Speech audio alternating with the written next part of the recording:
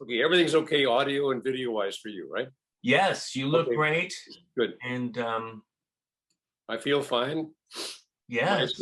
My assistant is here waving in the background. Hi, assistant. Hello. Hair, I call her love these. hair. On a day like this, I just refer to her as hair and makeup.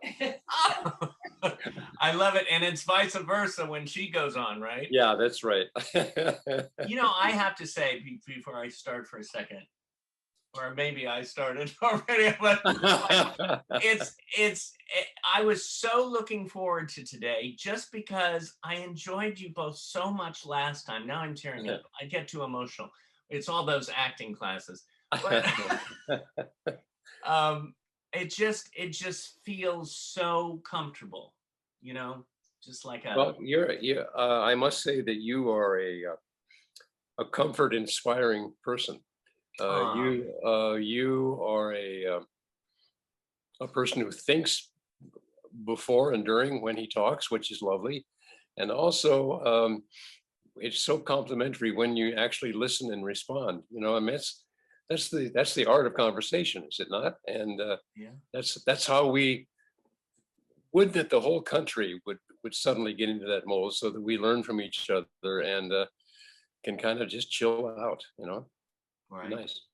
Right. Yeah.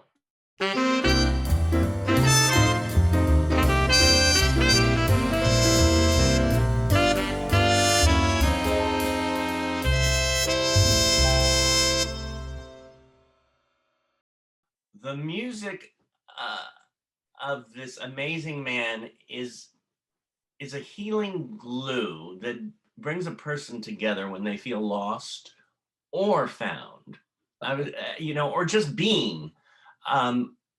Somewhat of a meditation time. These are the I was looking today online. It's like here the phrases that came out: reflections in time, the beautiful world, renewal, the soundtrack of our lives.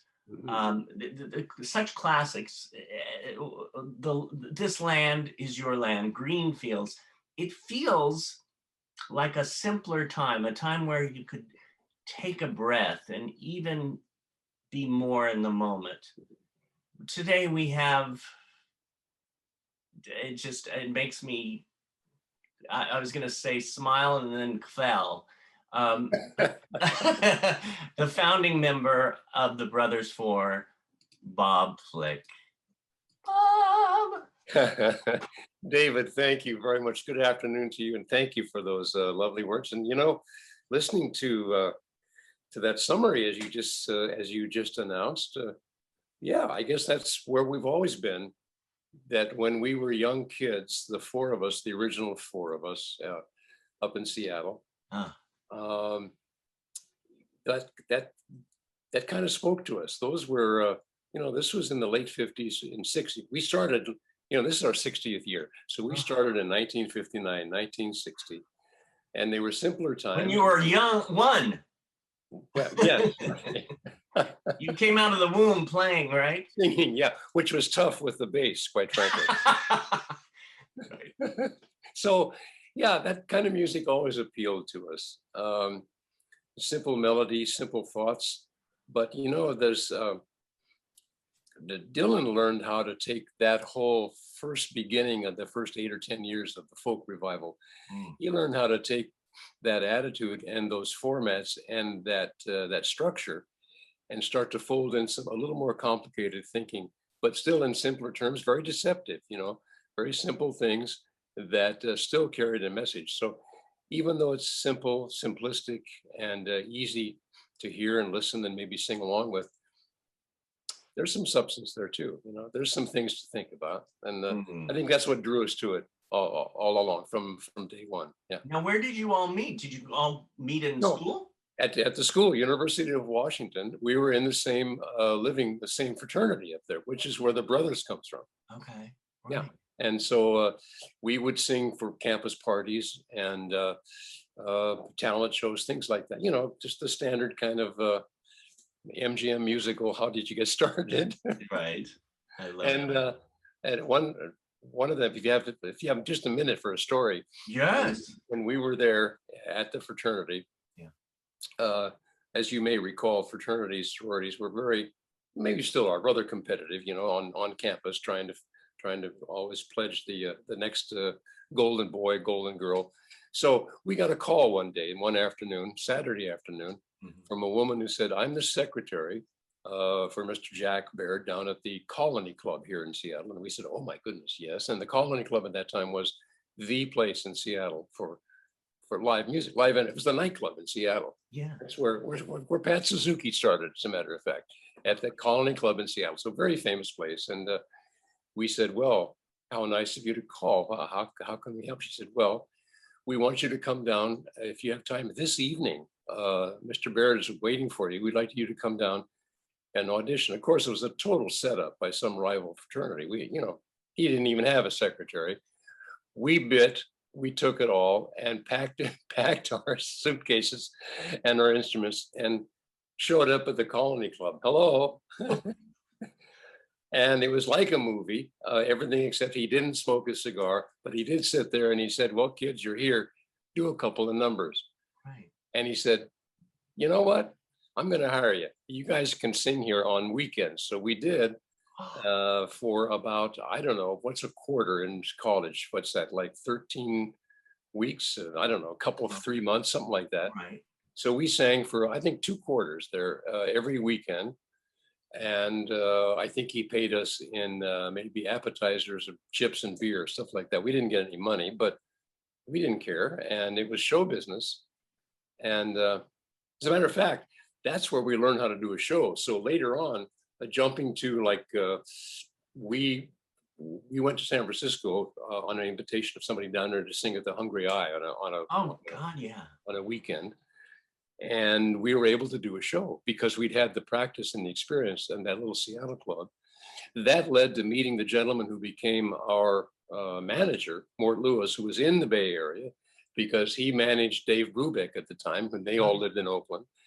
So he said, "Well, go back and make a demo tape and I'll send it to Mitch Miller." Are you kidding? Mitch Miller at Columbia Records? They signed us. This was the magic. I mean, this is being in the right place at the right time, right? So on the 4th of July, 1959, the four of us got on an airplane. I think the first flight for any of us. And we flew to New York from Seattle, watching the fireworks down below. I mean, this is unforgettable. So I still remember. And then we recorded our first album that summer. And because we had done that we'd answered the prank, but worked at the club, we could actually do a show. So when the college concert world started, we could fit right in. And we weren't just a one record release, act. We could actually sing. And the college concerts were just magical at the time. That's when the high-lows were around and Four Freshmen and of course Dave Brubeck and jazz. Right. So jazz and folk music sort of became the menu for the college concert business, which started like in 1960. So have you written like a memoir yet? Because I mean, no, not really. No, it's like a fairy tale. I mean, I could see you on the plane looking down at the, and how the other, how it was set up, and they thought, oh, they'll go there and whatever. And it's like the doors just opened. Yeah, exactly. Yeah. It is like a fairy tale. I don't know. Maybe we need to have hit bottom somewhere. I'm not sure to make the story real. No. It's a real fairy tale, and it's been alive and ongoing and getting even better every season since then. Really. Well, I mean, Seattle is, to grow up there. So, they call it the Emerald City, of course. Yes, they do. That's right. And it is like, it's magical. I used to go up there a lot because my brother lived up there for 10 years. Oh, cool. I didn't know that. Yeah, he lived in Federal Way. Yeah, sure. Well, I grew up in a part of town called Ballard up there, where all the Scandinavians grew up there, So it was kind of still feels like home, I have to admit. I like to going up there. My three guys, I'm in Los Angeles now, right? But my other three guys are up there in Seattle in the area. They live in the areas around Seattle, on the beach and in the mountains, and so that's where we rehearse up there. So I still get to experience Seattle, the best of Seattle, actually, because Right. it And it's is. such a nice getaway to go back there and Yeah. um And what we do rehearse. We do rehearse a lot. Yeah. Even in these times when it's been literally no travel. In this last year and a half, Right. nothing has been open, and we're in the crowd business, and there ain't no crowd, so we just have to wait. It's opening up right now, so it's Yeah. all a little bit of light in the tunnel at the end. But we still rehearse, and I mean, they're just great. They're great guys, and they love the music, and we're all, I think we sound as good as, maybe a little better than the original group, because we're a little more mature now, and everybody has learned how to play the instruments, a little more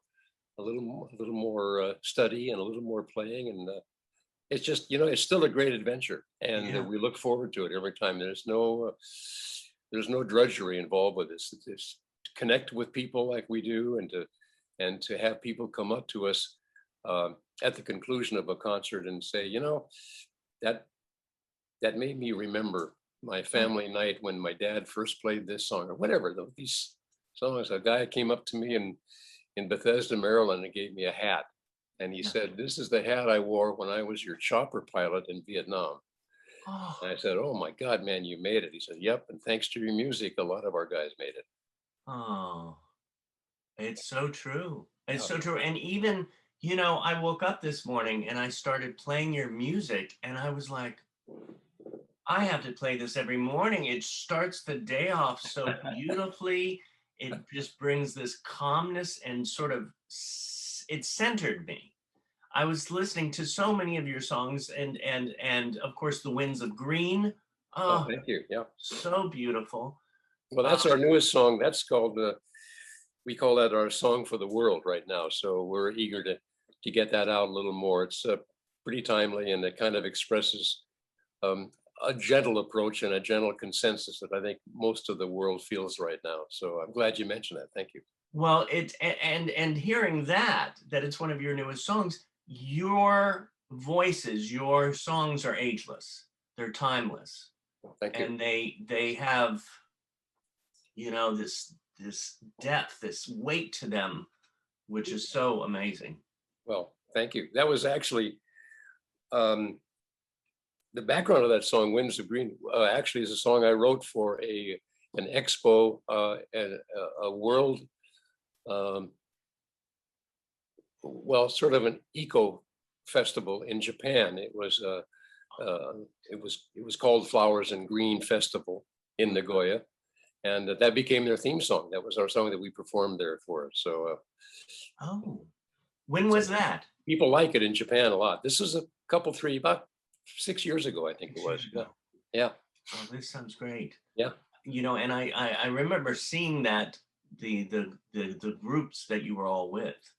I wrote down this from the soundtracks of our lives, forever touched by common chords of humanity, classic songs of solace, loving reimagined for our times. I could keep on reading: The Eternal Hope for Peace, The Story of America, A Sweet Family Lullaby. I mean, to go to your website and read this, and you just get sucked in.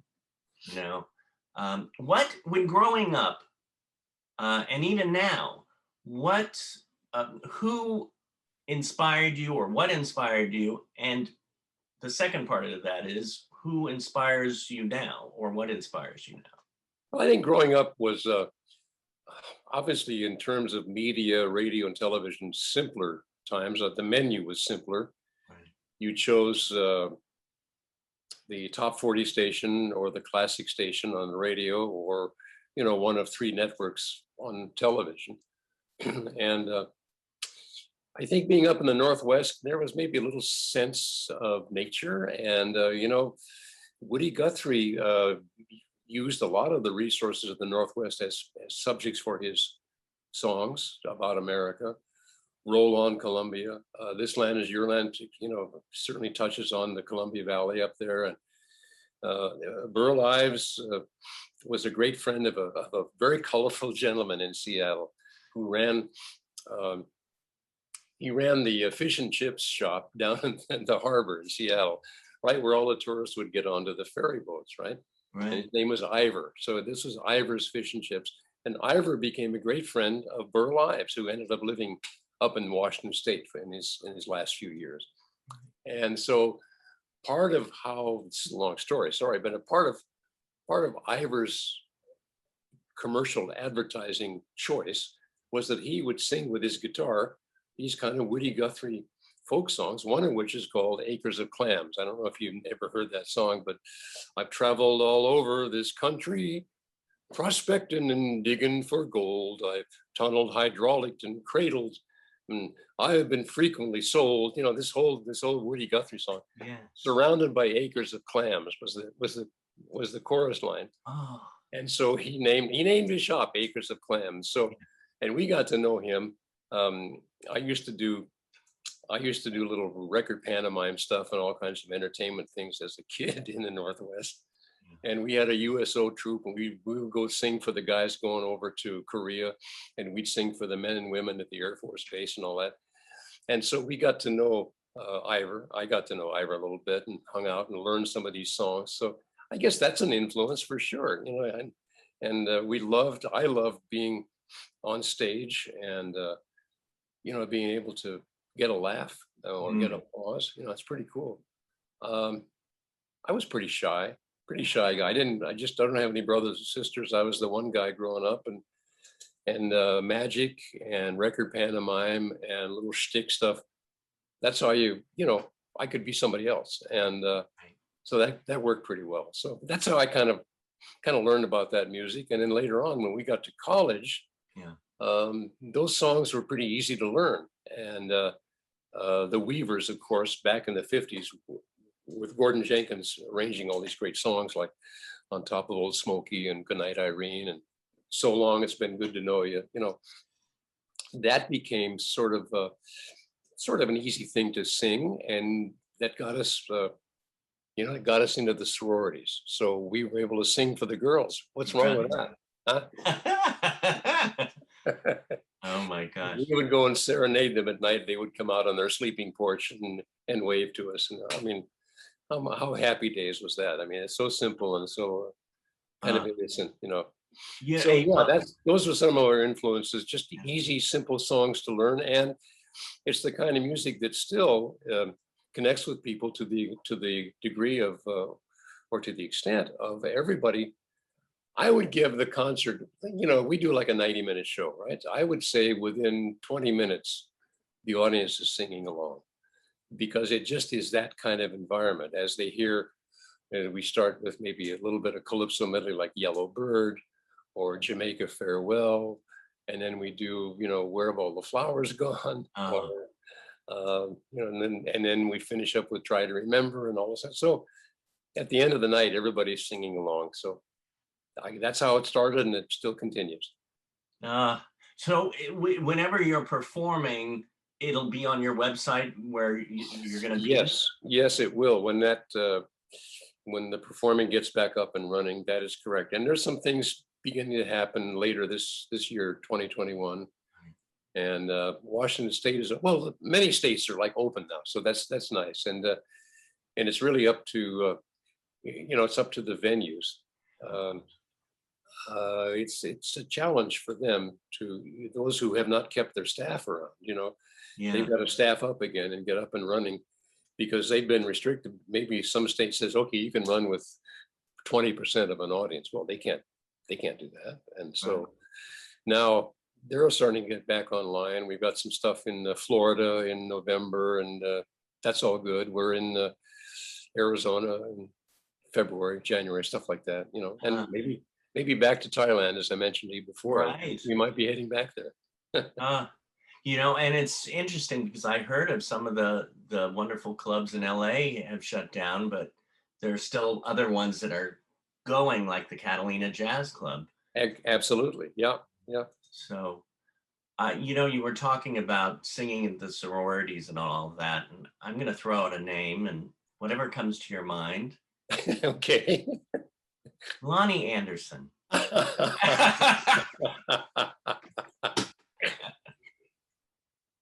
Who? Oh, I don't know. I just thought Well, of his name. I did meet her back in those early days, back in the 60s. Right. She was not in a sorority. She was, you want me just to give you clues, or shall I just? I will go with your lead. Well, Lonnie and I met back in the early 60s, 63, as a matter of fact, when we were in Minneapolis, Minnesota, to participate in a world premiere of a movie, a motion picture that we had done the soundtrack for.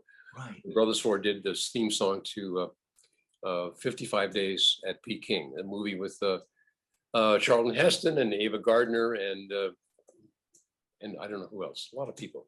So we were there on I think it was like probably a weekend, and the idea was that we were there with all the kinds of press and everything and talking, and we didn't perform, but we were there and waving and all that stuff. And the photographer was someone who would come down and hire a model from the local, some beautiful young lady to come in, and I think he figured out that with a beautiful young girl in the picture, he'd get much more of a chance to have his picture published in the newspaper. So that was Lonnie, and that's how we met, and we got to talking, and we invited her to come to the show, and she and one of her girlfriends came to the concert that night, and we just ended up knowing each other for, I don't know, a year and a half at least. And it became a long distance relationship. I used, there are no cell phones. So I used to call her from the different parts of the globe at the strangest hours that I probably was never very aware of. Oh. And I think her dad had to answer the one phone in the house, Bonnie, it's Bob, so, but we were fine. I got along well with her parents, and she flew out to Seattle to meet my folks and all. So it was good. It was a good friendship, and it continued for a good time. And then we parted ways. My dad passed, and I was affected by that. I'm dealing with my mom and taking care of my mom and all. So we drifted apart, and we both went on to do amazing things, and especially Lonnie. Yeah. And then we reconnected back in the early 2000s. She was on a speaking tour, a nationwide speaking tour on behalf of the people who were very concerned with those who were either dealing with or unable to prevent, or maybe just wanted to learn more about COPD, which is that terrible lung disease, that chronic bronchitis that and all of our parents, of course, smoked like chimneys. Her parents both passed because of that, mine also. Anyway, she was in Seattle as part of that lecture speaking series and seminars that she did. And just on a whim, she insists it was a whim. She found the number of our office in Seattle. She called it the Brothers Four office, and I happened to be in and answered the phone. And she said, "Excuse me, I'm Lonnie, and I'm looking to speak to Bob Flick." And I just realized, in telling you this story, I just realized now I stood up. I stood up, and I was just quiet. I said, I gotta try and think of something funny to say, clever about Minneapolis, but I'm not able to. How are you? So it was a nice reconnection. We had dinner that night and stayed in touch from then on. And I ended up moving to LA, and we've been married now for 13 plus years. Yeah. Talk about a fairy tale, huh? I know, right? That story always, that's the first time I've heard that story, but I know from when we had the visit with Lonnie, just that love story just fills me up, and it actually gives me hope, because I haven't met that special someone yet, and I'm just it's sort of like a little bells. Yeah. It's like music that rings in my ears saying, "Hey, you're still here." Yeah. And it just be open to it, because it'll happen if you're open to it. Yeah. I couldn't be happier. I'm a happy guy, and she's she's inspiring and she's funny and Beautiful. and fun. Wonderful.